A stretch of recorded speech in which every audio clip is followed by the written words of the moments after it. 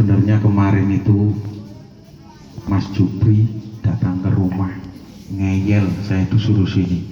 Udah saya kasih tahu, aku kudu ahli ceramah, aku ora iso ngelucu, aku ora iso gawe guyune wong, gur isone apa yang bisa adalah saya sendiri pribadi hanya mengamankan majelis zikir, sholawat, dan kurang lebih di tempat saya mengawali tahun ini adalah tahun yang ke-11 tahun,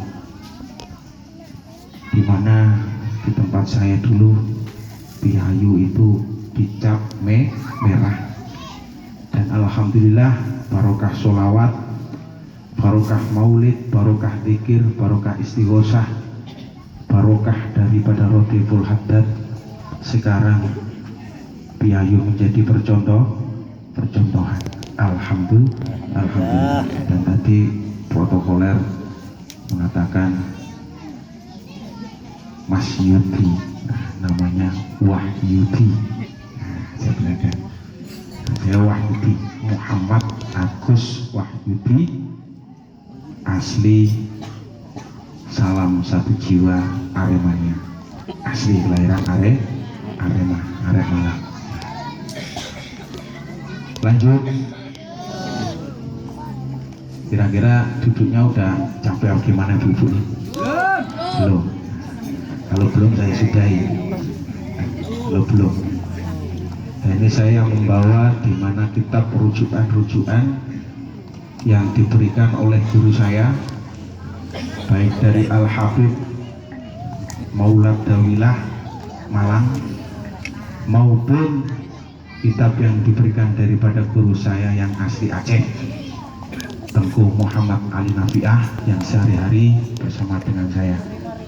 Dan ada kitab Taqwaul Akbar, dan yang saya kaji setiap hari keliling dengan anak-anak tak lain hanyalah kitab adab ini yang ditulis selama 14 tahun oleh Al-Habib Muhammad bin Idris Al-Baqlawi, murid daripada Al-Habib Zain bin Ibrahim bin Smith Al-Madinah. Dan saya hanya membaca saja, mengamalkan daripada tulisan beliau, ambil berkah. Semoga dengan mengamalkan daripada kitab beliau, kita semuanya yang hadir malam hari ini bisa digolongkan sebagai umat Kanjeng Nabi yang taat kepada para alim, para ulama, para habaib. Amin ya Allah ya Rabbal alamin.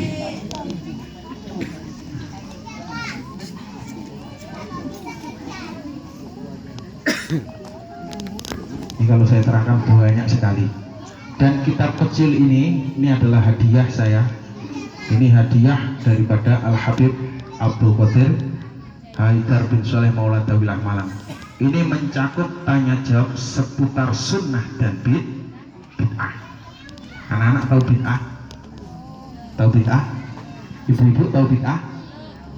Yang kita lakukan ini bid'ah tidak? Bid'ah di zaman Rasul tidak ada. Tapi bid'ah apa? Bid'ah hasanah. Apa itu hasanah? Sesuatu yang mengandung kebaikan. Maka sesuatu yang mengandung kebaikan itu lakukan, jangan ditinggal. Kalau bisa continue terus menerus. Sedangkan bid'ah daripada dhalalah atau mungkar, yaitu bid'ah yang dimana terdapat sesuatu yang mungkar atau yang dilarang oleh syariat. Apakah kita baca dari awal tawasul tadi tidak baik? Baik. Apakah kita membaca sholat kepada Nabi Muhammad SAW tidak baik? Lebih baik. Makanya dinamakan bid'ah hasanah. Baru satu kitab.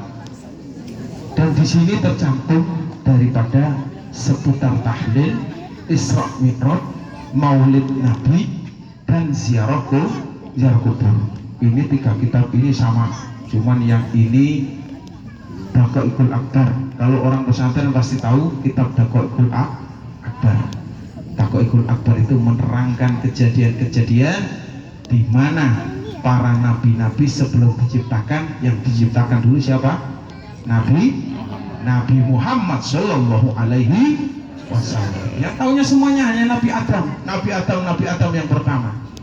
Sebelum diciptakannya Nabi Adam, Allah itu menciptakan Nur Muhammad yang dimasukkan di dalam kitab Datul Akbar ini terangkan Nur Muhammad itu dimasukkan ke dalam burung merak.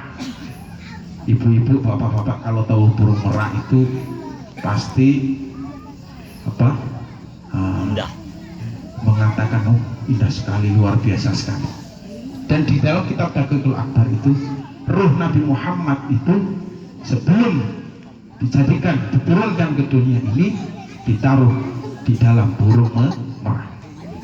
Dan burung merak tersebut selama 70.000 tahun oleh Allah Subhanahu wa taala diberikan cermin.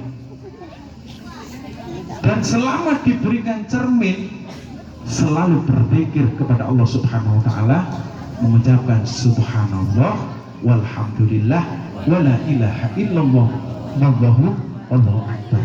Dan burung merak tersebut merasa malu ketika menengok daripada raut wajahnya sendiri, malu kepada Allah Subhanahu wa taala. Jadi kalau ada mungkin yang dipaham jumlah nabi itu ada berapa?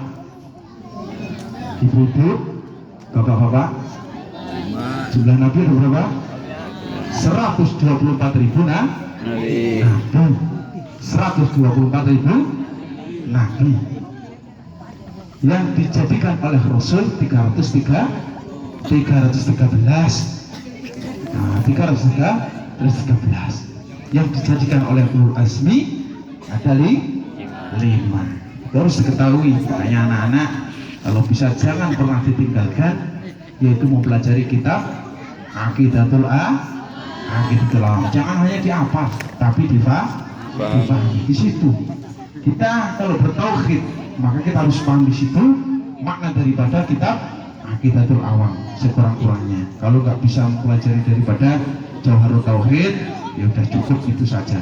Aqidatul Awam atau Aqidatul Najin. Nah itu kitab tauhid semuanya. Dan kita harus mengenal daripada Rasulullah melalui daripada kitab-kitab yang kecil tersebut. Bukan hanya dihafal atau Idris Rasul tidak, tapi bagaimana cara kita memahami. Makanya ada sholawat ulul azmi.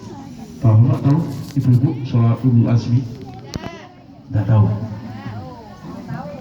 Guru saya mengatakan barang siapa orang yang membaca sholawat ulul azmi sama dengan membaca sholawat 12.000 kali.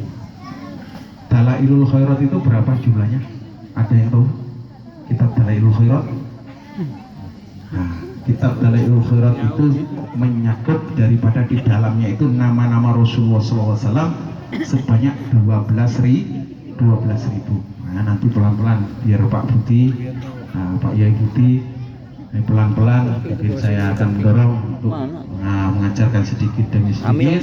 Intinya tak usah banyak-banyak, sedikit Pak, insya Allah menjadi bukit. Orang menuntut ilmu itu nggak bisa instan. Ini saja yang nyetak ini kurang lebih 25 tahun ikut Al Habib Zain Ibrahim bin Smith. Beliau dan di sana hanya menjadi tukang apa? Tukang ngisi air, tukang bikinin kopi. Alhasil barokah daripada seorang guru, alhasil barokah daripada adab kepada seorang guru, beliau bisa menguasai daripada berbagai macam kitab. Salawat ulul azmi. Allahumma salli ala Sayyidina Muhammadin wa Sayyidina Adam wa Sayyidina Nuh wa Sayyidina Ibrahim wa Sayyidina Musa wa Sayyidina Isa wa ma bainahum minan nabiyyin wal mursalin shalawatullahi alaihim ajma'in. Ini shalawatul asmi. Jadi kalau andaikan saja kita membaca 5 waktu dalam satu hari, ketika sholat subuh satu kali, sholat duhur satu kali, sholat asar 1 kali, maka berapa ribu yang sudah kita baca. Dan caranya bagaimana? Caranya harus ikhlas. Ikhlas itu bagaimana? Ikhlas itu ibaratkan panjenengan itu habis makan sate, terus dibuang, jangan ditengok lagi. Itu ikhlas.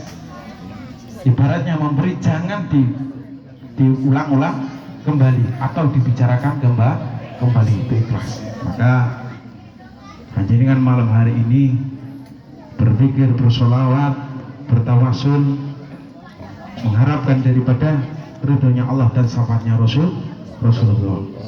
Belum apa-apa. Makanya saya tekankan, kalau membaca sholawat kecil, kalau hanya minta urusan dunia kecil. Tapi kalau kita hanya meminta urusan dunia, yang kita takutkan nanti di akhiratnya merugi atau papa atau miskin.